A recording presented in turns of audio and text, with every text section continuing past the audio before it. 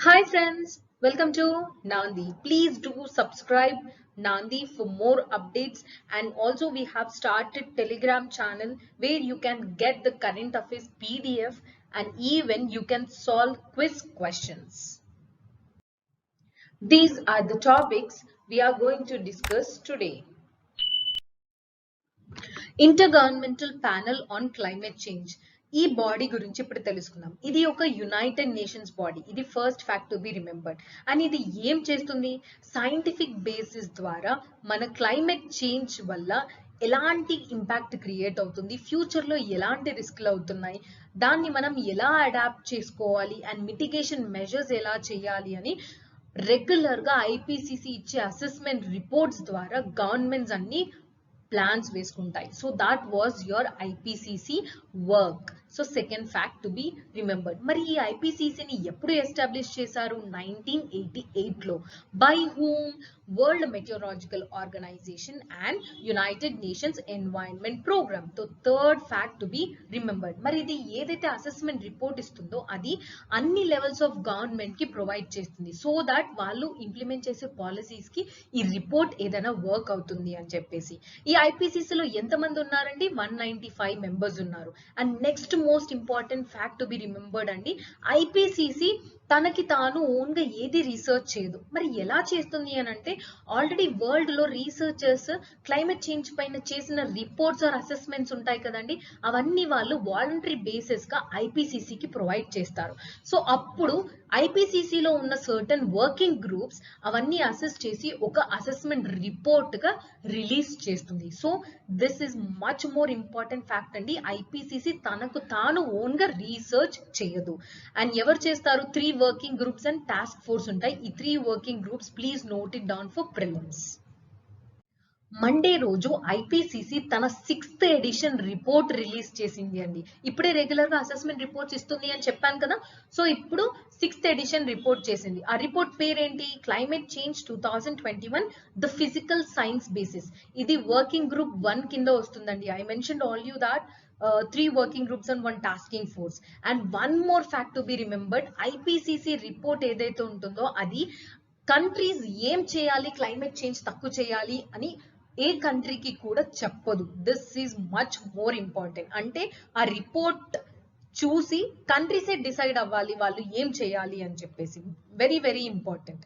And for the first time ఇప్పుడు ఈ 6th edition IPCC report లో తను చెప్పింది ఏంటి అంటే, మనం యుఎన్ఎఫ్సిసి ప్యారిస్ అగ్రిమెంట్ 2015 లో జరిగినప్పుడు మనమందరము ప్లెడ్జ్ చేసుకున్నాం, లైక్ గ్లోబల్ లెవెల్లో టెంపరేచర్ 1.5 డిగ్రీ సెల్సియస్ కంటే ఎక్కువ పెంచకూడదు అని. ఇప్పుడు ఐసీసీ రిపోర్ట్ ఏం చెప్తుందంటే, వరల్డ్ లో మీరందరూ ద బెస్ట్ ప్రాక్టీసెస్ యూజ్ చేసినా కూడా మీరు ఆ టార్గెట్ రీచ్ అవ్వలేరు.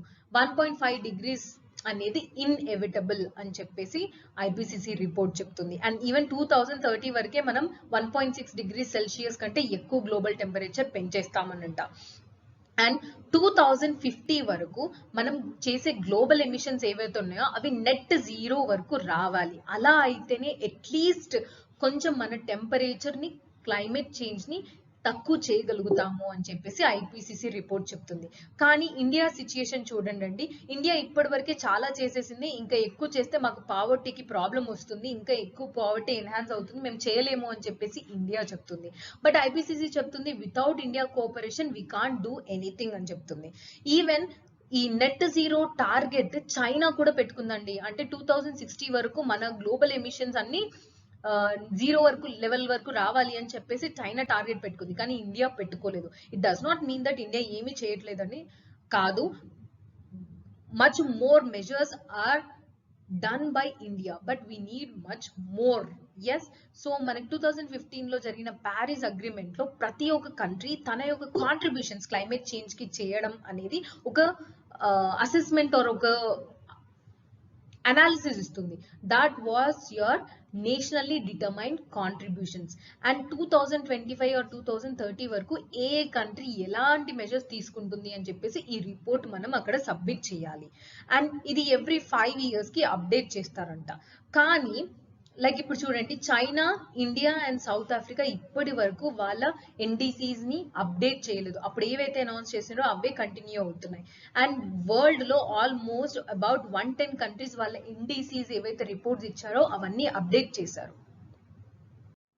సర్టన్ స్టేట్మెంట్స్ అండి, according to the UN secretary general Antonio Guterres గారు ఈ రిపోర్ట్ చూసిన తర్వాత హీ టోల్డ్ దట్ ఐపీసీసీ ఇప్పుడు 6th ఎడిషన్ రిపోర్ట్ ఏదైతే ఉందో దాన్ని we should consider at an alarm, A code red for humanity. ఇప్పటికైనా మనం యూజ్ చేసే ఫాసిల్ ఫ్యూల్స్ ఆర్ కోల్ ని ఎండ్ చేయండి, అలా అయితే మన గ్రీన్ హౌస్ గ్యాస్ ఎమిషన్స్ చాలా తక్కువైపోతాయి అని చెప్పారు తన స్టేట్మెంట్ ద్వారా. అండ్ ఈవెన్ ఇప్పుడు నెక్స్ట్ వితిన్ 3 months లో నవంబర్ లో COP26 in Glasgow Scotland UNFCCC meeting అవుతుంది. సో దట్ ఈ ఐపీసీసీ రిపోర్ట్ గురించి అక్కడ వాళ్ళు డిస్కస్ చేసి and even they will update the NDCs and they will think whether this Paris agreement is working or not. కానీ actual గా ఇది last year అవ్వాలండి, because of Covid it got postpone. So now let's have a quick view about the Paris agreement. Paris agreement మనకి 2015 లో అయ్యిందండి. ఇది enforcement 2016 నుంచి start అయింది. So hope you remember this. And second fact to be remembered about this Paris agreement, దీనికి 3 pillars ఉంటాయి, most important are called as 3 pillars. First is mitigation, అంటే climate change ఇంటెన్సిటీని మిటిగేట్ చేయాలి. అడాప్టేషన్, ఒకవేళ అది కుదరకపోతే మనం క్లైమేట్ చేంజ్ కి తగ్గట్టు అడాప్ట్ అవ్వాలి. And next thing is finance commitments. ఎవరైతే డెవలప్డ్ కంట్రీస్ ఉంటారో వాళ్ళు ఫినాన్షియల్లీ డెవలపింగ్ కంట్రీస్ కి హెల్ప్ చేయాలి. Even not only developed countries, any country willing to finance for the climate change impact, then they can do it. So these are the most 3 important pillars of the Paris agreement. So second fact to be remembered. మరి ఈ Paris agreement అనేది legally binding గా, non binding గా, ఇలా చాలా questions అడుగుతారు. మీకు Cartagena protocol, Nagoya protocol అని చాలా ప్రోటోకాల్స్ ఉంటాయి. I'll be discussing all those things. అందులో బైండింగ్ గా కాదా అని కొన్నిసార్లు అడుగుతారు. So Paris agreement is a legally binding agreement. I already told you it was announced in 2015 and came into force in 2016. దీని మెయిన్ గోల్ వచ్చేసరికి to limit the global warming below 2 degrees Celsius, అలా కాకుండా 1.5 degrees Celsius compared to pre industrial levels. So this is the main goal of the Paris agreement. And 2020 వరకు countries అన్ని ఏవైతే ఈ Paris agreement ని sign చేశాయో అవన్నీ nationally determined contributions ని submit చేయాలి. సో దట్ వాళ్ళ ప్లాన్స్ ఏంటి, క్లైమేట్ చేంజ్ ని మిటిగేట్ చేయడానికి వాళ్ళు ఎలాంటి ప్రోగ్రామ్స్ ఆర్ పాలసీస్ ని ఇంప్లిమెంట్ చేస్తారు అని ఇందులో మెన్షన్ చేస్తారు. అండ్ ఇది కంట్రీ ఇండివిజువల్ గా లెవెల్ గా చేసేది.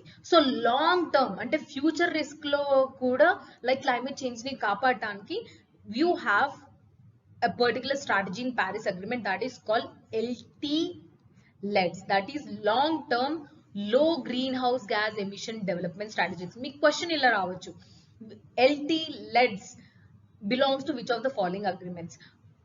So the answer is Paris agreement. మీకు Paris agreement వచ్చేసరికి like these nationally determined contributions are mandatory, కానీ ఈ LT-LEDs are not mandatory, అంటే voluntary, they can do for the long term purpose. And మరి ఈ ప్యారిస్ అగ్రిమెంట్ చేయడం బాగానే ఉంది, ఎన్డీసీస్ అన్ని బాగానే ఉన్నాయి, ఎంతవరకు వర్క్ చేస్తున్నామని అసెస్ చేయకపోతే ఎలా? So definitely we have to assess. అలాంటి అసెస్ చేసే మెకానిజం ఏదైనా ఉందా ప్యారిస్ అగ్రిమెంట్ లో అంటే yes, that is called enhanced transparency framework. ఇది ఇంకా స్టార్ట్ అవ్వలేదండి, 2024 లో స్టార్ట్ అవబోతుంది. అంటే ప్రతి ఒక్క కంట్రీ రిపోర్ట్ చేస్తుంది వాళ్ళు ఎంతవరకు ప్రోగ్రెస్ చేశారు క్లైమేట్ చేంజ్ ని మిటిగేట్ చేయడానికి, ఎలాంటి మెజర్స్ తీసుకున్నారు క్లైమేట్ చేంజ్ అడాప్టేషన్ కి, and what they are doing to support the climate change developing countries. అవన్నీ ఈ రిపోర్ట్ లో ఇస్తారంట. ఇది ఇండివిజువల్ లెవెల్. మరి అన్ని కంట్రీస్ వి కొలాబరేట్ చేసి ప్రతి 5 years కి వరల్డ్ లెవెల్లో ఒక అసెస్మెంట్ కావాలి కదా, ఇది కంట్రీ లెవెల్ అసెస్మెంట్. వరల్డ్ లెవెల్లో ప్యారిస్ అగ్రిమెంట్ చేసే assessment is called as global stock take. So question may be asked like this, global stock take belongs to which of the following agreements? Then it is Paris agreement. Pradhan Mantri Kisan Samman Nidhi or PM Kisan scheme very important అండి. Recent గా మోడీ గారు instalments announce చేస్తున్నారు ఈ scheme కింద. So అందుకని ఈ scheme ఏంటి అని ఒక క్విక్ రివ్యూ చూద్దాం. ఇండియాలో ఎవరైతే స్మాల్ అండ్ మార్జినల్ ఫార్మర్స్ ఉంటారో వాళ్ళకి వాళ్ళ బ్యాంక్ అకౌంట్ కి డైరెక్ట్ గా పర్ ఇయర్ 6,000 రూపీస్ ఒక 3 ఇన్స్టాల్మెంట్స్ గా వెళ్తాయి. అంటే ఎవ్రీ 4 months కి వాళ్ళ బ్యాంక్ అకౌంట్ కి ప్రతిసారి 2,000 వెళ్తూ ఉంటాయి. సో ఆల్మోస్ట్ దీనికి 75,000 crore స్కీమ్ అండి. It may benefit 125 million farmers. And land holding ఇంతే ఉండాలి అని క్రైటీరియా ఏమీ లేదండి. This is very important for this scheme. మరి బెనిఫిషియరీస్ ని ఎవరు అనౌన్స్ చేస్తారు? State government and union territory ఎవరైతే ఉంటారో వాళ్ళు బెనిఫిషియరీస్ ఫార్మర్ ఫ్యామిలీస్ ని ఐడెంటిఫై చేస్తారు. సో వాళ్ళకి డైరెక్ట్ గా బ్యాంక్ అకౌంట్ లో ఈ మనీ అనేవి వెళ్తుంటాయి. Question for you friends, agriculture comes under which subject? మనకి 3 సబ్జెక్ట్స్ ఉంటాయి కదండి లిస్ట్ లో, state list, union list and concurrent. So agriculture ఏ లిస్ట్ కింద వస్తుంది అని చెప్పేసి మీరు please do answer in the comment box. And next, మరి ఎవరు ఎలిజిబుల్? ఆల్రెడీ చెప్పాను, small and marginal farmers, all land holding eligible farmer families, both rural నుంచి అర్బన్ ఏరియాస్ నుంచి సెలెక్ట్ చేస్తారు. మరి ఎవరు not eligible? One more question for you friends, whether farmers can be taxed? అంటే farmers ఎవరైతే ఉంటారో వాళ్ళు ఇన్కమ్ ట్యాక్స్ కడతారా కట్టరా? మీరు కామెంట్ బాక్స్ లో ఆన్సర్ చేయండి. So who are not eligible for this scheme అంటే ఎవరైతే ట్యాక్స్ కట్టే సిటిజన్స్ ఉంటారో, professionals like doctors, engineers, lawyers or institutionals, land holders. అంటే వీళ్ళందరూ వర్క్ చేస్తున్నా కానీ కొంతమందికి ల్యాండ్స్ ఉంటాయి కదండి, అగ్రికల్చర్ ల్యాండ్స్, వాళ్ళు లీజ్ కి ఇస్తారు ఆర్ ఎల్స్ వేరే వాళ్ళతో వర్క్ చేయించుకుంటారు. సో అలాంటి వాళ్ళు not eligible under this PM Kisan scheme. And it comes under which scheme andi? Central sector scheme.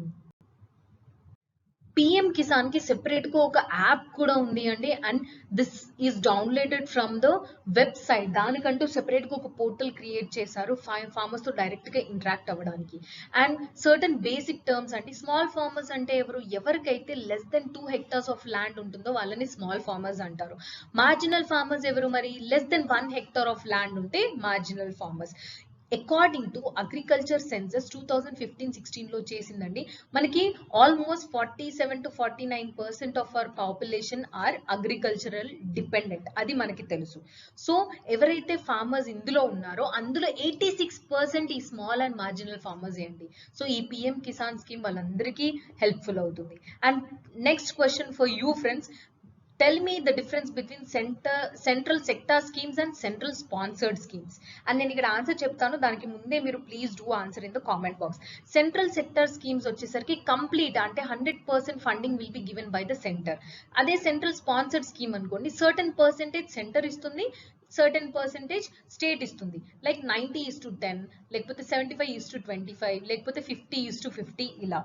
And mostly అండి, అన్ని కాదు, central sector schemes union list కి సంబంధించిన సబ్జెక్ట్స్ ఏవైతే ఉంటాయో అవి ఉంటాయి. అండ్ సెంట్రల్లీ స్పాన్సర్డ్ స్కీమ్స్ ఏమో స్టేట్ కి సంబంధించినవి ఉంటాయి. మోస్ట్లీ అండి, అన్ని టైంలో ఇది వర్కౌట్ అవ్వదు. Coming to the question of the day friends, which of the following are considered as a major central sector schemes in India? UN security council August presidency India వర్తిస్తుంది అని ఆల్రెడీ నేను current affairs లో మీకు చెప్పానండి. So ఇప్పుడు మనకి already meetings అవుతున్నాయి. దాని మెయిన్ ఎజెండా వచ్చేసరికి మ్యారిటైమ్ సెక్యూరిటీని ఎన్హాన్స్ చేసి ఇంటర్నేషనల్ లెవెల్లో మ్యారిటైమ్ సెక్యూరిటీకి కోఆపరేషన్ పొందాలి అనేది. So these 2 lines are given by our Modiji. And మీకు మెయిన్స్ ఆన్సర్ రైటింగ్ లో యూజ్ అవ్వచ్చు. The sea is our shared heritage and our sea routes are the life line of international trade. And sea routes ఏవైతే ఉన్నాయో వాటిని చాలా misuse చేస్తున్నారు piracy and terrorism ద్వారా అని చెప్పేశారు. అండ్ మోడీ గారు పర్టికులర్ గా UN క్లాస్ అనేవి ఖచ్చితంగా అందరం ఫాలో అవ్వాలి అని చెప్పేసి మెన్షన్ చేశారు. అంటే ఓషన్స్ లో ఎలాంటి యాక్టివిటీస్ జరగాలి, ఇల్లీగల్ యాక్టివిటీస్ ని ఎలా కంట్రోల్ చేయాలి అని సర్టన్ లీగల్ ఫార్మాలిటీస్ ఉంటాయి. ఆ ఫార్మాలిటీస్ చెప్పేవే ఈ United Nations convention on law of seas. And మన మోడీ గారు 5-point ఎజెండాని అనౌన్స్ చేశారు in order to promote the maritime cooperation. First thing, removal of barriers. ఎవరైతే లెజిటిమేట్ గా మ్యారిటైమ్ ట్రేడ్ చేస్తున్నారో వాళ్ళకి బ్యారియర్స్ అనేసి తీసేయాలి. అండ్ మోడీ గారు చెప్పారు, like already India announce Sagar initiative for the cooperation. Sagar అనేది security and growth for all in the region. So ప్రతి ఒక్క ఎజెండాని మెన్షన్ చేసేసి దాని తర్వాత దాంట్లో ఇండియా ఎలా కోఆపరేట్ చేస్తుంది అని కూడా మెన్షన్ చేశారు. That is very unique thing and it helps our answer writing skills. And ఇంకొకటి మ్యారిటైమ్ డిస్ప్యూట్స్ ఏవైతే ఉంటాయో అవి పీస్ఫుల్ గా సాల్వ్ చేసుకోవాలి అకార్డింగ్ టు ఇంటర్నేషనల్ లా అని కూడా చెప్పారు. అండ్ ఈవెన్ ఇండియా ఉన్న బంగ్లాదేశ్ కి మధ్యలో ఉన్న మ్యారిటైమ్ డిస్ప్యూట్ ని ఎలా ఇండియా సాల్వ్ చేసుకుంది ఇంటర్నేషనల్ లా ప్రకారం అని ఒక ఎగ్జాంపుల్ కూడా చెప్పారంట. And whatever the natural disasters or non state actors ఉన్నారో డెఫినెట్లీ మనం అందరం వాటిని తక్కువ చేయడానికి ఆర్ మిటిగేట్ చేయడానికి ట్రై చేయాలి. లైక్ హౌ మన Indian navy patrolling the counter piracy in the Indian ocean 2008 నుంచి చేస్తుంది. దాన్ని మోడీ గారు మళ్ళీ ఒకసారి ఇక్కడ మెన్షన్ చేశారు. And even white shipping information fusion centre గురించి కూడా మెన్షన్ చేశారు. Like how it is creating the awareness regarding against the piracy around the ocean అని చెప్పేసి. అండ్ మెరైన్ రిసోర్స్ ని కన్జర్వ్ చేసుకోవాలి. అండ్ మనం మెరైన్ ని పొల్యూషన్ ఇంకా ఎక్కువ చేయకూడదు, over fishing and marine poaching చేయకూడదు అని చెప్పేసి తను అనౌన్స్ చేశారు.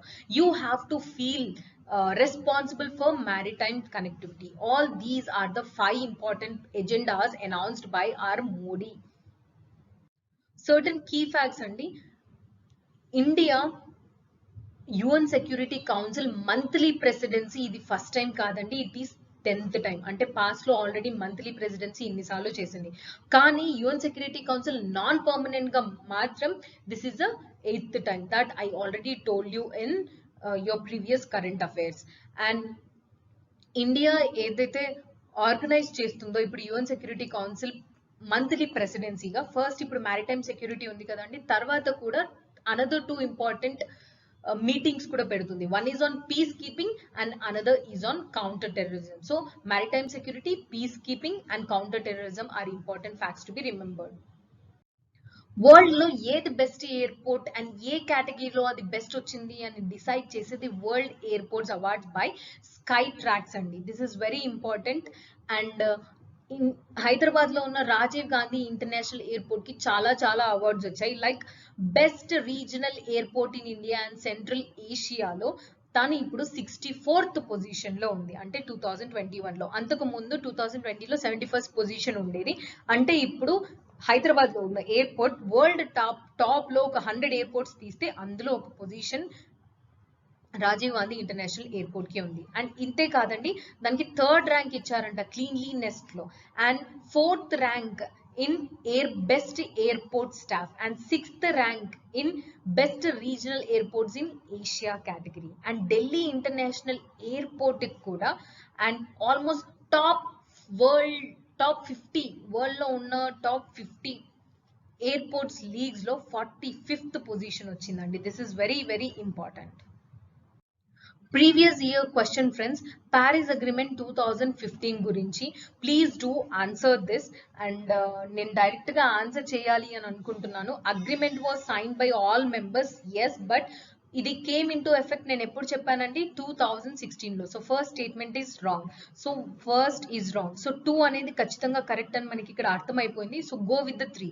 డెవలప్డ్ కంట్రీస్ అనేవి గ్లోబల్ వార్మింగ్ మిటిగేట్ చేయడానికి 1000 బిలియన్ పర్ ఇయర్ ఫ్రమ్ 2020 ఇవ్వాలి అన్నారండి. కాదండి, 100 బిలియన్ మాత్రమే. So third one is also wrong. So this is wrong. So answer is only 2.